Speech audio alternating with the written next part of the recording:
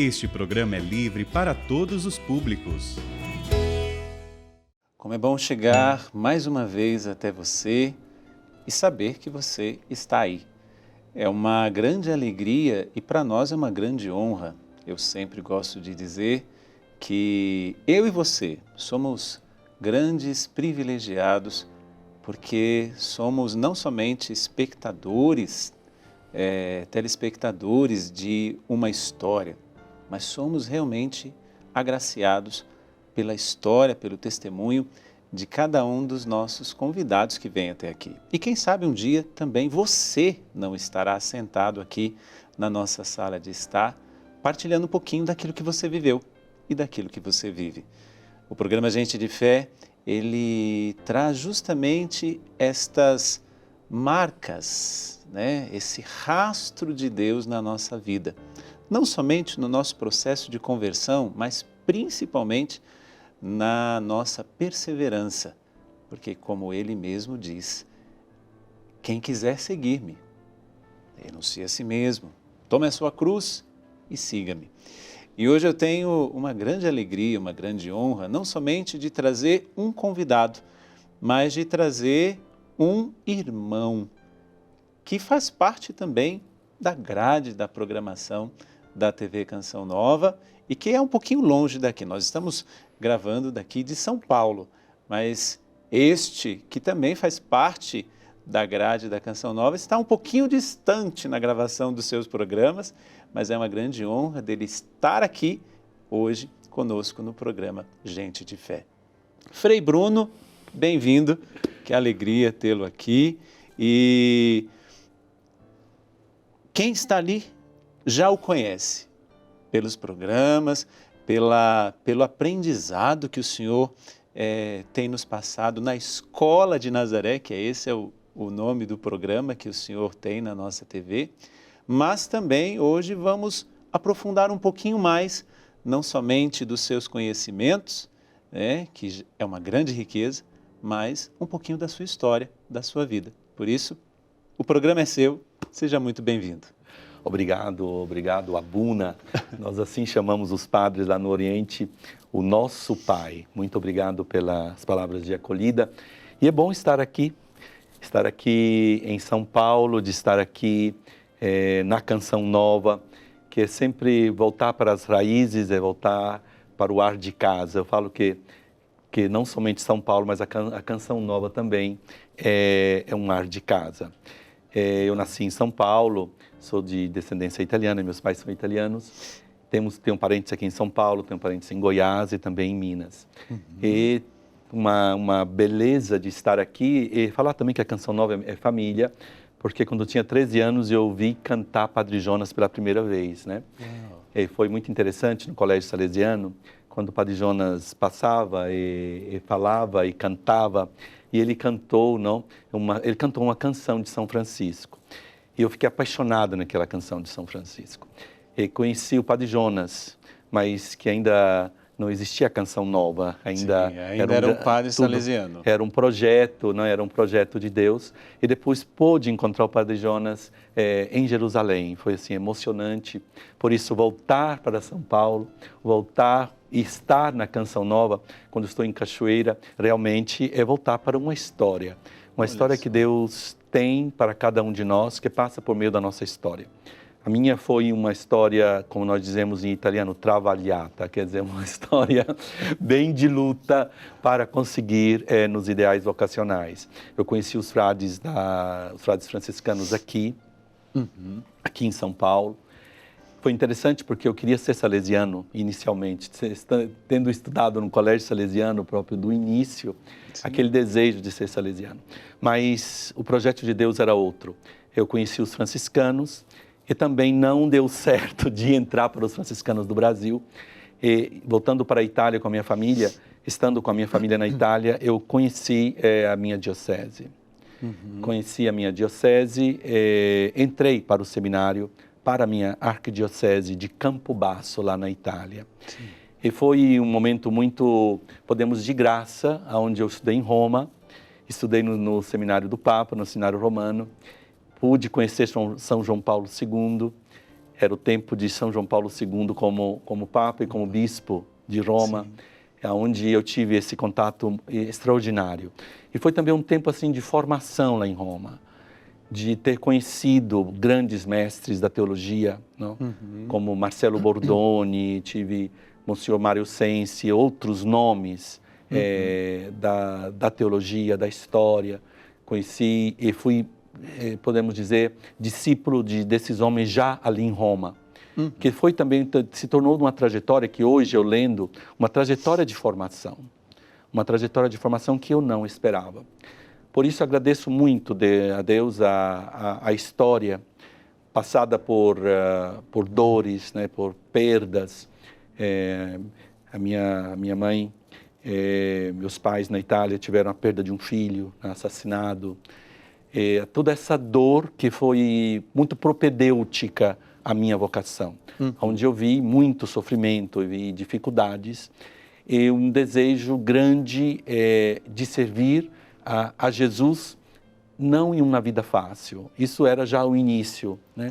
Onde querendo a radicalidade, querendo viver uma experiência de radicalidade evangélica. Isso era o que eu tinha no coração. Mas eu não sabia que Deus ia levar tão sério, né?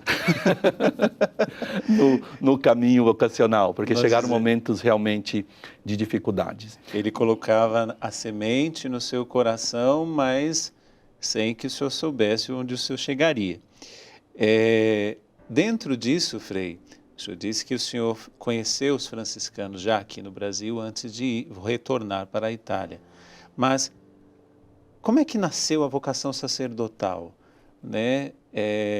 O senhor desde criança já se via padre, o senhor teve, digamos assim, ao longo da sua vida, né, dessa primeira etapa da sua vida, o senhor pensava numa outra possibilidade? Ou o sacerdócio ele sempre esteve presente no seu coração, desde menino, desde criança? Como é que foi isso? Foi muito interessante porque o desejo de ser padre foi realmente muito no início da infância. Só que era um desejo que não era claro como e onde. Eu me apaixonava e ficava totalmente impressionado com todos os padres que eu via. Eu via os frades, mas só que era um período que o Brasil viveu, que hoje eu penso, padre, que eu já estou celebrei 25 anos de padre, né? Era um período do Brasil que tinha muita, podemos dizer, mal interpretação dos sinais. Sim. Era difícil você encontrar um padre com um clésima, um padre com um frade com um hábito, um sacerdote, por exemplo, com o rosário. Era um período de muitas dificuldades. Eu via os padres, né, que me falavam de você tem que aproveitar a tua vida. Eu tinha 12 anos, 11 anos, né? Dizendo, não, você aproveita a tua vida. E um dia eu perguntei para um padre, né? O que o senhor quer dizer com aproveitar a vida? E ele falava, o aproveitar a vida. E quando ele terminou a lista, eu pensei que tudo isso fosse pecado, padre. O senhor está dizendo que eu tenho que experimentar o pecado antes de me consagrar a Deus? E ele disse, olha, você está com a cabeça muito confusa. E depois meu diretor espiritual disse, não, você está com a cabeça mais clara que o padre. Eram momentos, assim, de muita confusão na igreja. Sim. Então, eu via e conhecia a renovação carismática católica, que era um modo de responder a toda aquelas dificuldades que a igreja estava passando. Do outro lado, eu tinha um grande amor pelos pobres, eu via que tinha uma necessidade também social. Então tinha uma grande confusão, E a minha vocação era, podemos dizer, estava naquela confusão. Isso nós estamos falando ali dos anos 80, que já tinha passado, digamos assim, o grande turbilhão que aconteceu, né?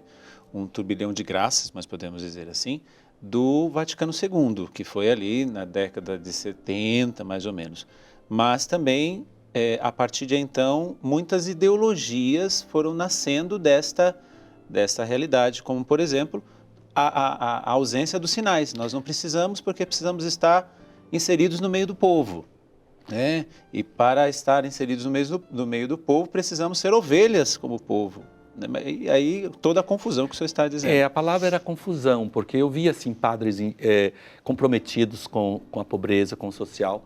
Conheci padres bons, né? Sim. Mas eles, quando eu falava de vocação, eles quase diziam que eu tinha que não pensar nisso, né? Dizia, não, mas o que é? Você tem 11 anos, você tem 10 anos, você tem 12 anos, 13 anos. Os próprios salesianos me diziam. E eu ficava naquela confusão, né? E eu queria ser padre.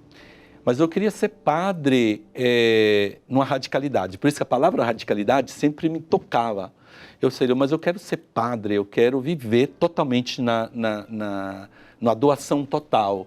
Então eu dizia, eu quero ser missionário, eu quero ser não por metade. Sim. Né? E isso foi aquela grande confusão daqueles tempos. Eu sofri muito essa confusão, porque eu amava os padres que eu encontrava, mas eu olhava os padres, eu queria ver o padre, né?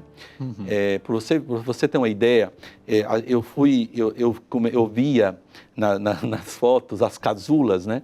E os padres diziam, não, mas casula não se usa mais. Eu falava, mas como não se usa mais? Eu ia naquele tempo não tinha internet, mas aquele desejo da liturgia, aquele desejo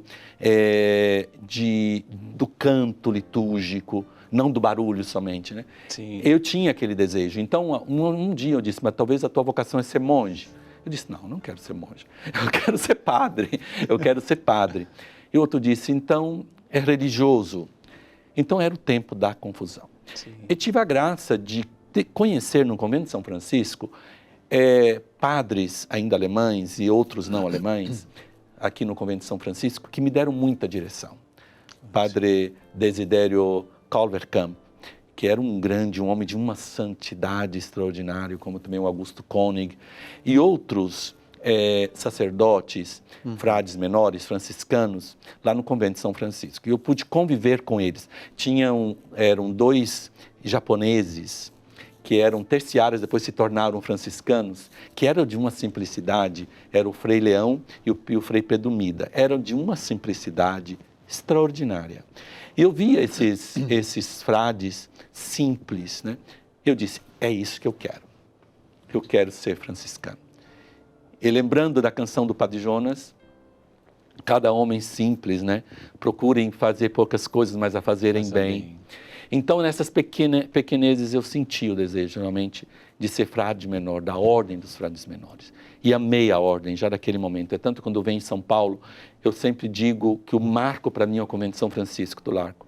Porque eu estou ali, eu estou agora nesses dias, estou ali com os meus frades, voltar na Porciúncula, né, no início das origens daquele convento, onde eu pude ver frades menores realmente santos. O padre Estevão Ortenbreit, que foi provincial, hoje ele está em Roma, está voltando para o Brasil de novo, para o Largo da Carioca. E conheci realmente frades que me foram de exemplo. Graças a Deus. De exemplo. Em meio à confusão, tinha sempre esses faróis. Realmente, de frades extraordinários. Mas não deu certo. Sim. Não deu certo ser frade menor no Brasil. Foi uma grande dor, mas na Itália... Posso perguntar, houve o retorno, e o senhor disse, com a sua família. Sim. Né? O motivo, Sim. qual foi o motivo que o senhor retorna para a Itália com a sua família? Foram motivos, quase não teve um motivo assim, real. O desejo era de voltar para a Itália para melhor formação. Os seus pais são italianos Meus pais de são origem, são italianos. mas o senhor nasceu aqui. Eu nasci aqui em São Eles Paulo. vieram para cá, constituíram família e depois voltaram. Sim. Não, eu sou o único filho brasileiro, né? Os outros são italianos. Mas por questão realmente familiares, por questões econômicas, né? Eu voltei. E voltamos, né, e eu em modo especial, porque era já clara a questão vocacional, eu sabia que na Itália eu tinha que encontrar uma direção vocacional. Isso já, para mim, era já claro. Isso é uma coisa muito interessante, Frei, porque assim, eu acho que... Porque eu também passei por essa realidade, eu acho que muitos dos jovens que têm essa, digamos assim, esse chamado vocacional, e é que eu falo a você que pode estar pensando isso, quero ser padre, mas onde? Eu acho que essa é a pergunta mais difícil. Né? Eu também fiz todo um processo vocacional com os salesianos na época, isso ali no finalzinho da década de 90. que foi quando eu entrei. Aí, só depois de muito tempo, em 2000 é que eu entro na Canção Nova. Mas essa era a pergunta. Eu tinha claro no coração o sacerdócio, mas onde? Né? Então, para você que é jovem, que possa estar com esta mesma dúvida que eu tive, que o Frei está contando que teve, calma, Deus vai direcionar todas as coisas. E é muito difícil, né? Porque você tem o desejo, mas naqueles anos ali eram anos eu chamo anos de confusão, porque eu vejo que hoje é muito mais claro para os jovens. Sim. O discernimento é muito mais acompanhado, né? Então, na Itália, eu cheguei na Itália com o desejo realmente já decidido no meu coração de entrar para o seminário, de tomar uma decisão do lugar, né? E isso realmente levou para que eu entrasse na minha arquidiocese na Itália. E entrei para a minha arquidiocese. O arcebispo que me recebeu, que já está no céu, né, Monsenhor Dom Ettore de Filippo, ele ficou assim muito emocionado que a igreja da diocese não tinha vocações há muitos anos, né? Então ele me mandou para Roma. O seminário regional era em Chieti, mas ele disse, não, você não vai para Chieti. Eu quero que você vá para Roma para a melhor formação. Por isso que eu digo que Deus estava tecendo, não? Porque era um tempo de formação. E eu disse, como eu disse, tive em Roma grandes mestres, e um pai espiritual que me marcou realmente, que foi feito cardeal agora, que é o Monsenhor Fortunato Frezza.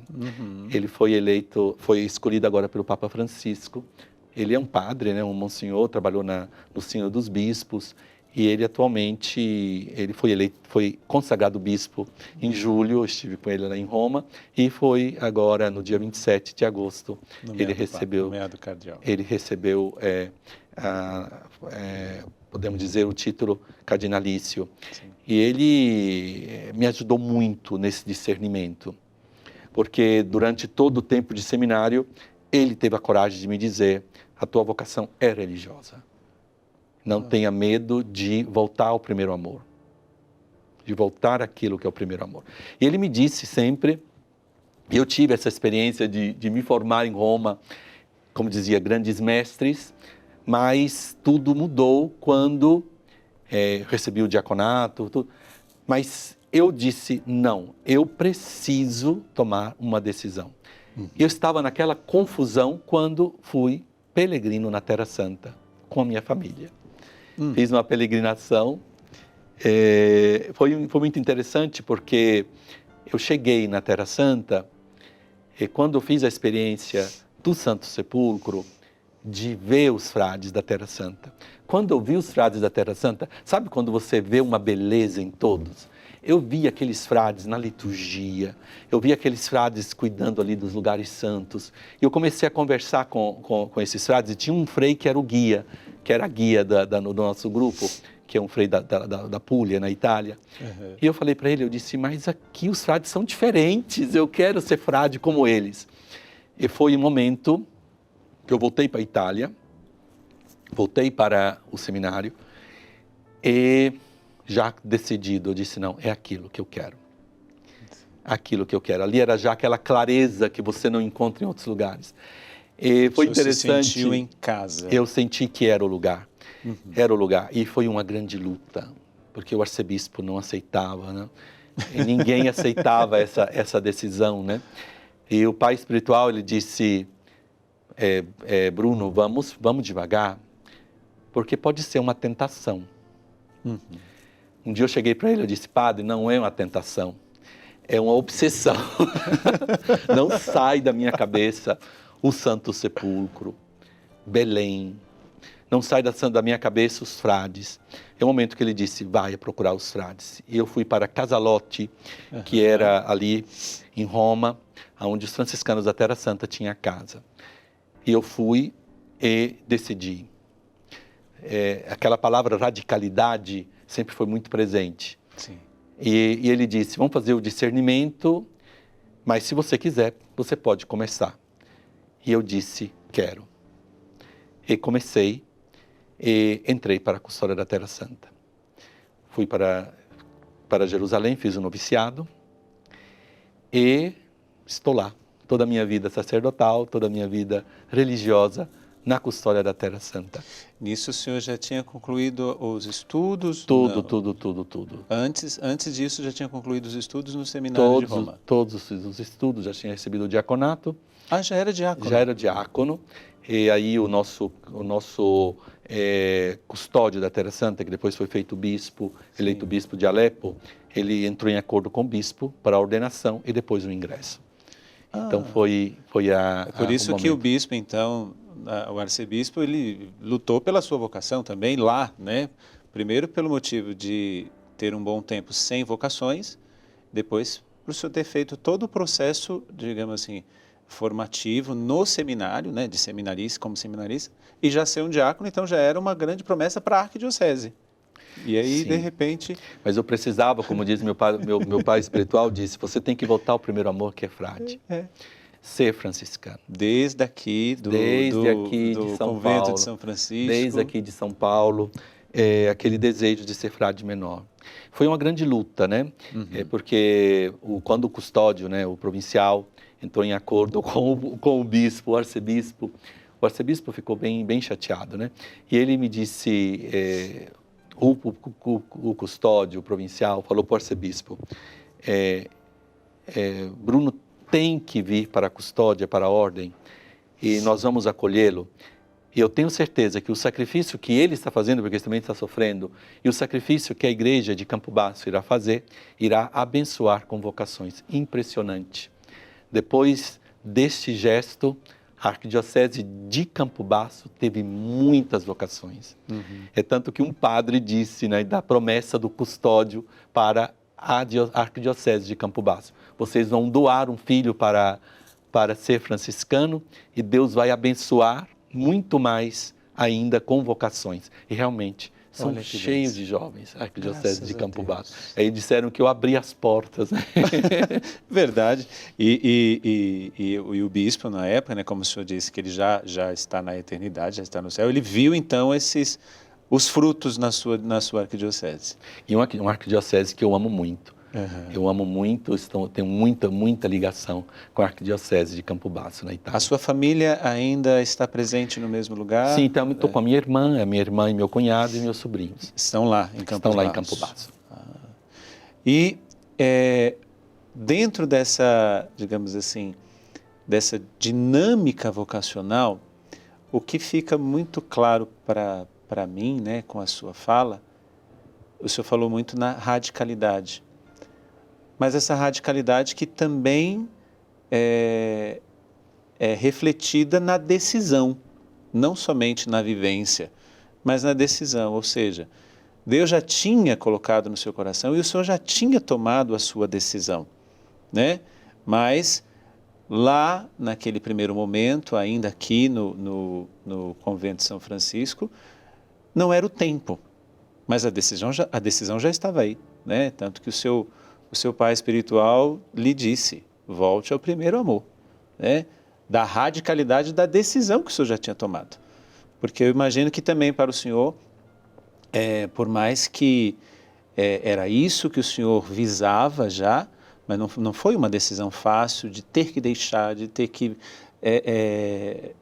sair, de ter que viver essas tensões do bispo que não aceitava, porque o bispo, obviamente, né, tinha ali as suas razões, mas a radicalidade estava presente também na decisão.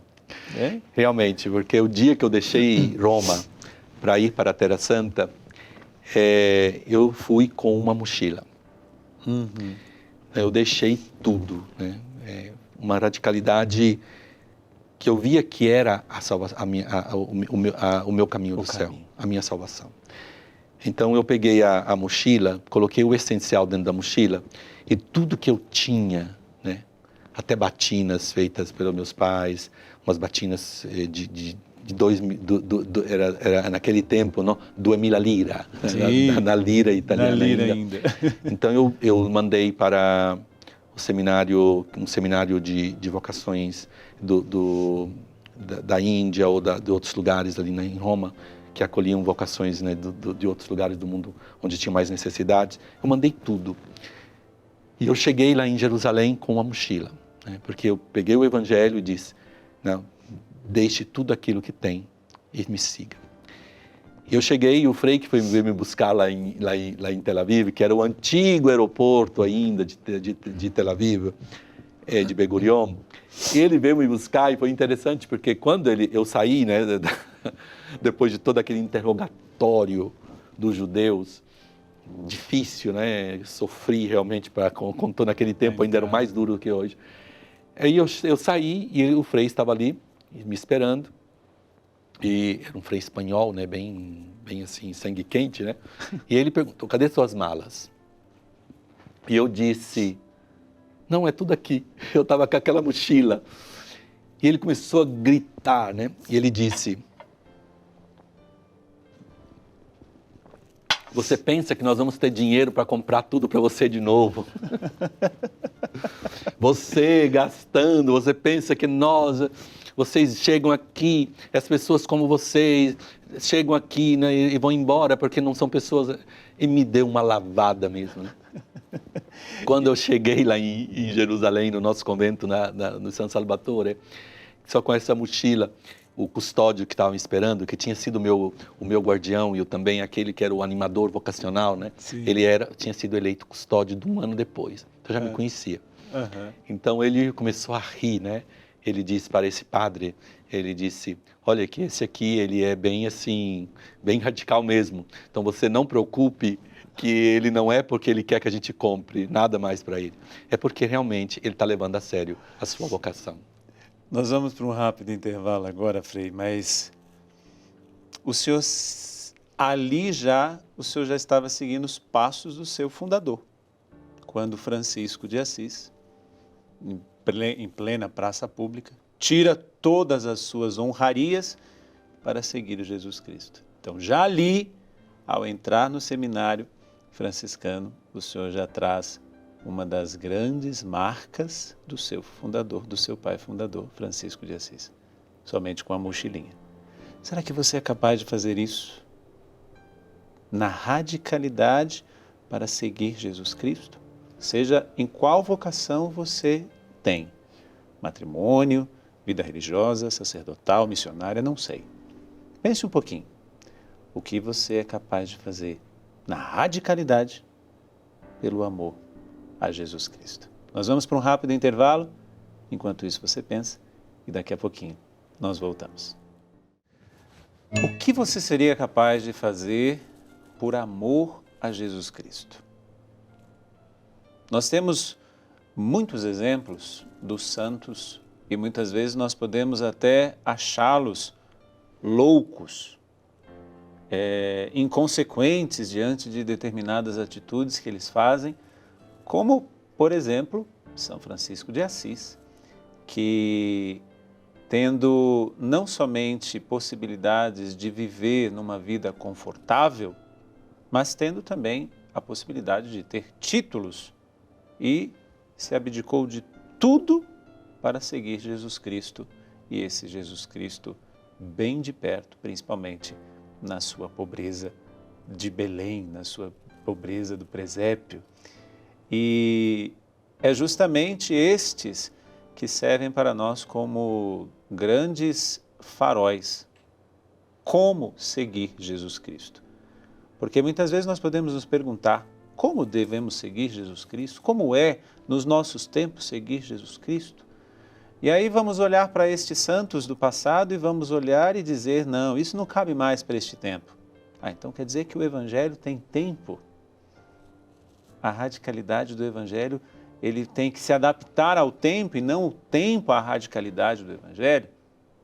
Hoje nós estamos conversando e com muita alegria, conhecendo um pouquinho mais da história do Frei Bruno, que já é muito conhecido, você com certeza já o conhece pela TV Canção Nova, já pode ter lido alguns dos livros dele, né? Eu cito alguns aqui, na Escola de Nazaré, O Bom Mestre de Nazaré, Maria, Mãe da Humanidade, José, Artesão de Humanidade, este que foi lançado no ano de 2022 pela CNBB, né? Em parceria também com a editora Canção Nova, é um livro que fala sobre a família.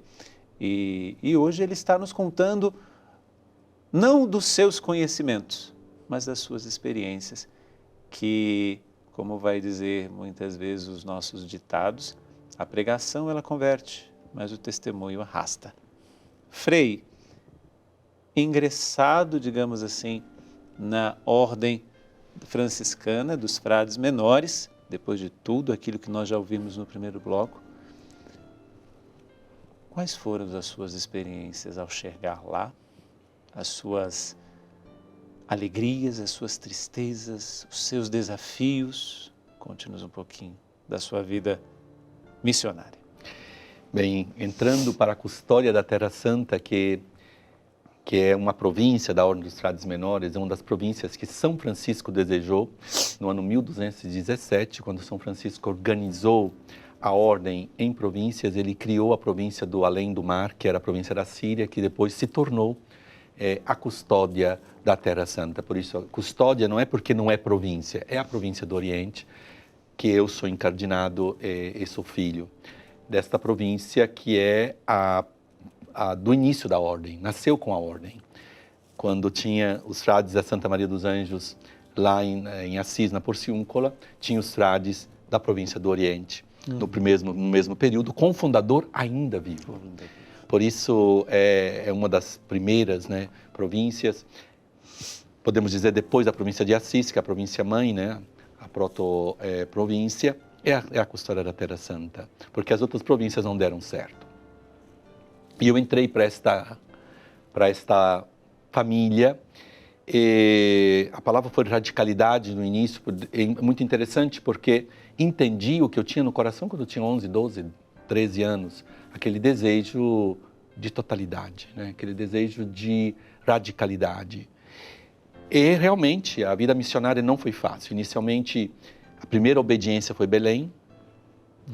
Os primeiros anos de sacerdócio muito belo, muito bonitos, vivendo a experiência com os peregrinos, a beleza dos lugares santos, frades extraordinários, grandes biblistas.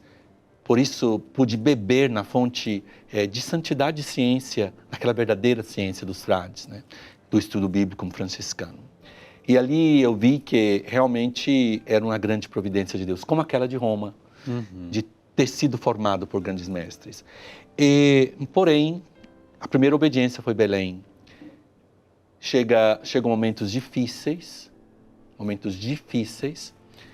A primeira experiência foi, eu estava em Haifa, e os freis estavam passando, eu tinha terminado de guiar um grupo, isso no ano 2001,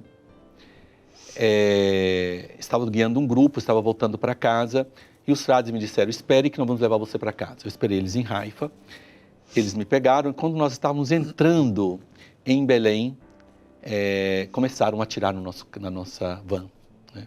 Eram duas vans, atiraram porque eles, era um momento já tinha começado a intifada depois do ano 2000, a guerra, né? Era realmente um período muito difícil que nós vivemos. Era a segunda, na primeira eu não vivi, mas a segunda intifada eu estava totalmente presente. Eles atiraram no nosso carro, eu tive uma bala, não, um projétil, não, como se diz em português? Sim, uma bala. Que passou no capuz. Eu senti o calor da bala, né? Do projétil próprio, que passou entre um frade e o outro, queimaram os dois hábitos dos dois frades, né? Meu Jesus. E somente um dos freis, aquele que estava dirigindo, que ficou com o cotovelo ferido. Que a bala passou também ali saiu sangue, mas em nós nem sangue, né? Ali foi um grande milagre. E eu fiz a experiência de fechar os olhos e dizer, vou abrir os olhos aqui, está todo mundo morto, né? Então foi já uma experiência que eu comecei a ver que não era brincadeira a vida missionária na Terra Santa. Tudo aquilo que eu tinha ouvido dos meus grandes mestres, daquilo que eu tinha lido e estudado, que a Custódia da Terra Santa tem 2.800 mártires. Tudo aquilo que parecia ser o contar, eu comecei a ver que era real. Dessa experiência, o custódio da Terra Santa, que é aquele que foi meu animador vocacional, ainda ele, custódio, estava nos últimos tempos dele de custódio, de provincial. Um dia ele me chamou na sala dele e me disse: Bruno, eu preciso de ti. Eu digo, o que eu posso ajudar? Eu estava em Belém, né, como família, como franciscano. Ele disse, Jericó está totalmente assediada. A cidade de Jericó está totalmente fechada pelos tanques. Israel não deixa entrar ninguém lá. Eu preciso de alguém que vá, porque o frei está com depressão. O único frade que ficou está com uma depressão muito forte por causa da guerra e ele não consegue ficar mais lá. Eu preciso de um que fique uma semana ou 10 dias lá para mim. Eu pensei logo em você, porque você com jovens está muito bem, ali tem muitos jovens, a paróquia é pequena. E eu disse, então você aceita? Eu disse, padre, o senhor é o superior, né? Se o senhor disse que o meu melhor modo agora é ir lá, eu vou por 10 dias. De novo, deixei Belém com uma mochila, somente uma mochila, um hábito para trocar, um pouco de roupa, e fui. Um frei me acompanhou até a fronteira, Jericó totalmente fechada. Jericó é o lugar mais quente da terra. Chega a 54 graus na sombra, né? E era no início do mês de julho. O máximo do calor de Jericó. Eu cheguei na porta, o frei que estava lá me esperando para sair, né? O frei que não estava bem. Eu com a mochila e ele com 4 malas, né? Eu perguntei, nós íamos, o frei que me levou até no checkpoint, até na fronteira, ia me deixar e pegá-lo, né? Eu disse, mas frei, para 10 dias, 4 malas, né? E ele disse, não, eu aqui não volto mais. Eu não volto mais para Jericó, eu não posso mais viver aqui. E ele foi embora e eu, 3 quilômetros do checkpoint até o convento dos frades em Jericó, a paróquia, eu fiz a pé, né? Com 54 graus. Os pés quentes, né? Caminhando, coloquei o capuz e com minha mochila cheguei no convento. Cheguei no convento, abri o convento sozinho, né? As irmãs franciscanas perto, era uma grande ajuda. Comecei com as irmãs franciscanas, realmente uma grande amizade, de ajuda, de trabalho. Por 10 dias, celebrava a missa em latim, em italiano, porque eu não sabia árabe. E fiquei uma semana, 10 dias, eu telefono para o provincial, para o custódio, né, Padre Giovanni Battistelli. Padre, então, ele disse, e aí, meu querido, como você está em Belém? Eu disse, não, padre, o senhor me mandou para Jericó. Ah, sim, então como você está em Jericó? Eu disse, eu estou bem, só que aqui tem a paróquia, tem a escola, mas ainda está de férias, mas a paróquia é em árabe, a missa, né? Então já fiquei os 10 dias que o senhor me pediu. Aí ele disse, olha, eu estou indo para a Itália, vou voltar no final do mês e a gente conversa. Fique por aí. Fique por aí. Fiquei, no dia de Santana, era o dia 26 de julho, eu peguei o telefone e falei com ele de novo. E ele já não era muito simpático, ele disse, o que você está querendo? Eu falei, não, porque eu estou aqui, eu não sei árabe e está difícil para falar com as pessoas. O senhor me disse 10 dias, já passaram mais de um mês. Ele disse, não sei o que eu posso fazer por ti. Vou tentar encontrar alguém, pelo momento não tem ninguém. Naquele momento eu desliguei o telefone e com o sangue quente eu disse, eu não ligo mais. Chamei uns jovens e disse, como se diz o nome do pai em árabe? E ele disse, Bismi Ab Wal Ibn. E eu escrevia, Bismi Ab Wal Ibn. E fiquei a semana inteira. Quando foi domingo, todo mundo esperava a missa em latim, eu comecei. Bismi Ab Wal Ibn Wahur El Kudos Ailah Wahed Amin. Nimatu Rabina. Toda a missa decorada quase. A missa, parte fixa da missa. E as pessoas ficaram assim impressionadas, né? A irmã fazia o Arão, eu fazia Moisés e ela Arão. Eu falava e ela traduzia a homilia. E depois comecei a decorar a homilia e o evangelho em forma breve. Sim. E comecei a ser realmente o sacerdote para aquele povo. Foi uma experiência assim muito forte. Mas um dia bombardearam Jericó durante a noite e cortaram a luz, cortaram tudo. E foi uma experiência muito forte da Eucaristia. Só para quem não sabe, né, Jericó, ela é território palestino, né, mas como no Estado de Israel, vamos dizer assim, né, o país de Israel, alguns territórios dentro do país de Israel é território palestino, como Belém é território palestino, como Jericó é território palestino. Por isso que existem estes conflitos que o Frei está nos dizendo. Jericó, ele estava, né, digamos assim, todo sitiado pelos tanques de Israel, né, mas é território palestino e nós sabemos pelos jornais que sempre existe, infelizmente, esses conflitos entre o povo de Israel e o povo palestino. Por isso, Belém também é território Sim, palestino. território palestino. E foi uma experiência muito forte com a Eucaristia, porque eles cortaram a luz e bombardearam toda a noite. Toda a noite, toda a noite. E a única luz que eu tinha era a vela do tabernáculo. Era a luz do tabernáculo. Onde eu passei toda a noite ali, penso que a primeira adoração verdadeira. daquele medo, né? E eu pedia, quando os helicópteros desciam e começavam a jogar bombas já no Jardim dos Frades, né? Eu pedi, se eu vou morrer, eu quero morrer sem medo. Eu quero morrer com a dignidade de estar em pé. Depois eles, de novo, saíram os tanques. Eu abri a escola, chegou o momento de abrir a escola. Era setembro já. Abri a escola. Como abrir a escola assim, com o meu pobre árabe, aquele pouco de árabe que eu aprendi para celebrar a missa, né? Abri a escola. Abri a escola, fiz a reunião com os professores, com o inglês. E comecei, mais um dia, o que eles fizeram? Durante as aulas, entre os tanques, em um modo inesperado, e começam a bombardear. Então eu vi crianças saindo pela janela, professor sumindo, né? E ficaram somente as crianças do asilo do jardim de infância, que não podiam correr, mas a professora correu, né? E deixou essas crianças, eram 8 dessas criancinhas, que eu levei para o convento, para a parte mais baixa do convento, e fiquei com elas, sem saber falar árabe.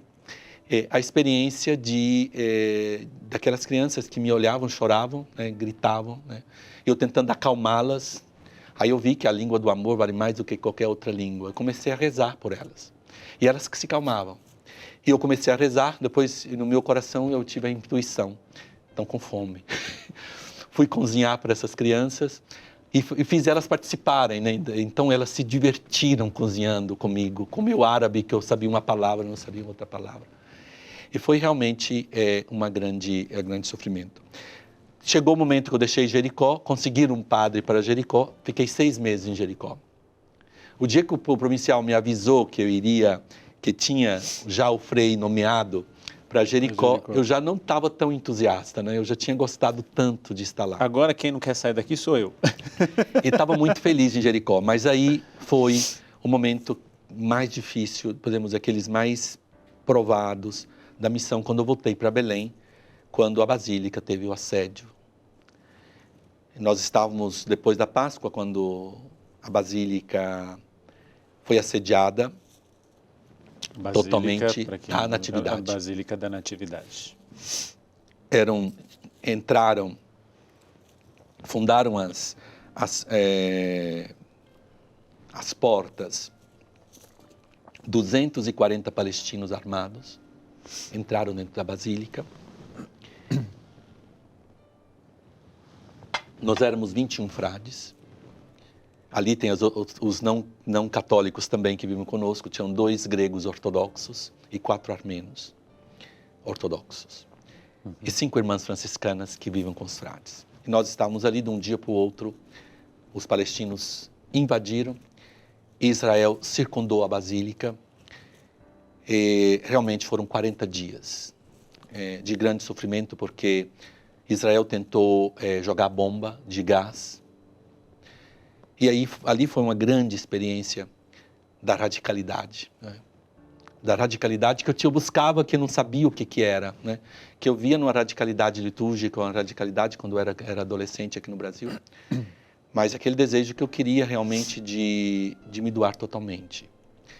E foi uma experiência muito forte, porque foram 8 mortos naquele período, né? 8 palestinos foram assassinados, né? Morreram dentro da Basílica. Os frades viviam, nós ficamos momentos assim muito difíceis, porque nós incendiaram, porque uma das bombas caiu dentro da parte da paróquia e da sacristia. Então nós não tínhamos mais acesso aos paramentos, não tínhamos mais acesso a nada daquilo que nós podíamos celebrar com dignidade. Nós celebramos a Eucaristia debaixo de uma mesa, com uma estola, somente o padre que celebrava. E nós conseguimos esconder dos palestinos que estavam dentro as hóstias e o vinho e o missal. E foi um momento realmente que eu pude experimentar o essencial. Não tinha comida, porque eram 240 palestinos que nós tínhamos que dar comida. Então nós comíamos uma sardinha, metade de uma manhã, metade à tarde. Aquelas carnes da Argentina, né? Aquelas com a gelatina, né? Um pedaço de manhã, um pedaço à tarde. Não tinha água. Nós conseguimos abrir uma cisterna dentro da Basílica, dentro do convento dos frades. Tinha uma cisterna que era uma cisterna com água suja, né?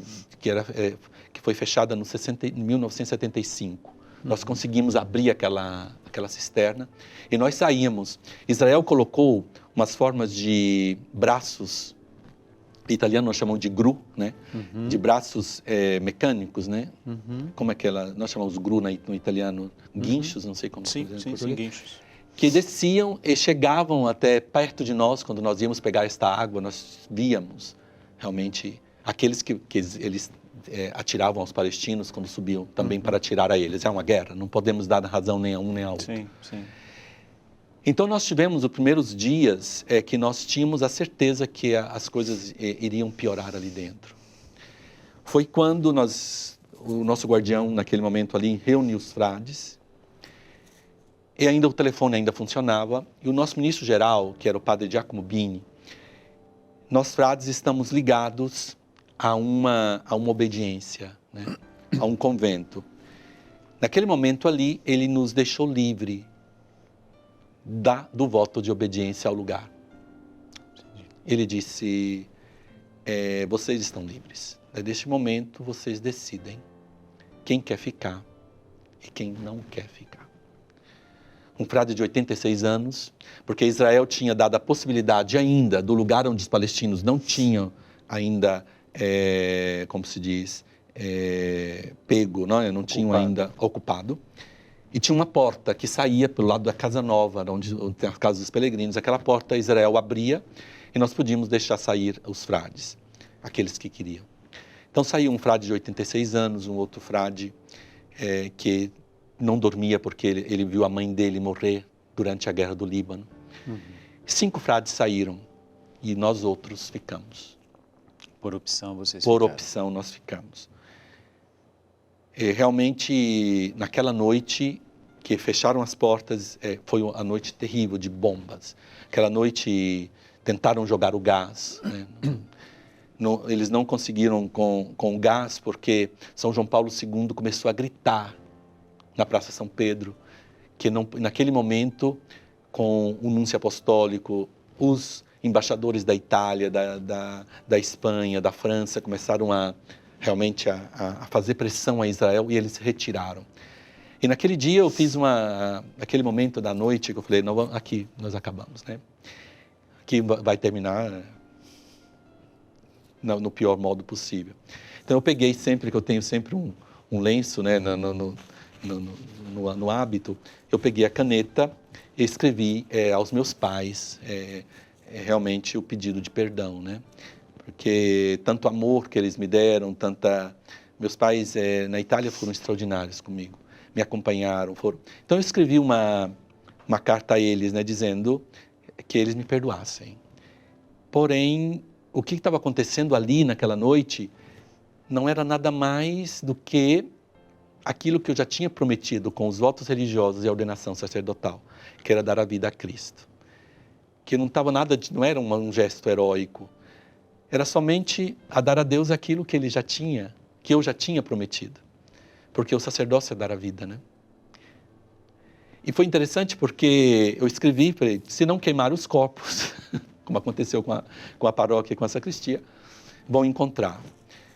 E foram 40 dias realmente de grande penitência. Onde São João Paulo II, ainda com o celular de um frade, nos falou. E eu tive a graça de ser um dos freis que falou com São João Paulo II. Onde São João Paulo II me perguntou o meu nome, a minha idade, quantos anos que eu tinha de sacerdócio. E no final disse, não ter medo. O Papa está rezando por vocês. E foi uma palavra assim de tanta consolação, né? Porque realmente os mortos, os feridos, porque eu com outro frade íamos cuidar dos feridos, né? E nós tínhamos que, não tinha nada para fazer sutura, né? Nós pegamos linhas, né? Com a irmã que era enfermeira e eu que tinha um pouco mais de estômago para aguentar. Estava ali cuidando dessas pessoas, cuidando desses irmãos, né? Que nos tratavam muito mal. Muitas vezes, porque faltava açúcar, não tinha açúcar. Eles queriam fumar, não tinha cigarro. A dependência deles deixavam esses palestinos, assim, 240 homens, aqueles que estavam ali, com um nervoso muito grande, né? Então, eles eram muito nervosos. O Papa Francisco quer que a Igreja do Chipre tenha uma face da Igreja da Caridade. Então, fui nomeado vigário patriarcal, né, para o Chipre e apostólico, porque também tem um território ocupado da Turquia, que eu sou ordinário. Sim. Sou ordinário sem caráter porque não tem nada. Eu estou indo, aluguei uma casa atualmente em Nicosia. Iremos começar. Eu estou saindo de Nazaré como o Filho do Homem não tem aonde reclinar a cabeça. Então, eu pedi, quando eu tinha 12, 13 anos, isso a Jesus, e ele levou seriamente. Eu pensei, depois de Nazaré, que eu ia para Jerusalém, né? Depois de 25 anos de padre, todo zero de novo. Todo com zero, a mochilinha de novo, começando do zero. O Santo Padre quer que essa Igreja do Chipre tenha uma face. E essa face tem perigo, porque a parte turca, né? O território ocupado pela Turquia, é um lugar bem difícil, onde eu sou ordinário. Vou ter que encontrar padres diocesanos para serem fidedônum lá. Já tem o primeiro, né, que é da Arquidiocese do Rio de Janeiro, o cardeal, com amor, ele está num caminho de doação de um padre. E outros sacerdotes diocesanos que irão viver comigo, porque estamos nascendo a igreja, né? Não só os franciscanos, mas também o clero diocesano. Nós vamos rezar e vamos rezar muito pelo Senhor, pela sua nova missão e por tudo aquilo que o Senhor vai viver. O Senhor esteve no presépio, o Senhor nasceu e o Senhor segue agora os passos de Jesus Cristo e dos seus apóstolos e daqueles que precisam ser realmente, como eu, como você, cristãos na radicalidade. Muito obrigado, Frei. Obrigado pela oportunidade e continuamos com a canção nova. Muito obrigado. Eu não tenho mais nada a dizer a você, apenas que reze pelo Frei, reze pela Igreja, reze por todos aqueles que não têm a sua liberdade de expressar concretamente a sua fé. Este e todos os outros programas você pode também acompanhar no Canção Nova Play, que é o canal da Canção Nova no YouTube. Deus abençoe e vamos rezar juntos para que sejamos cristãos na radicalidade.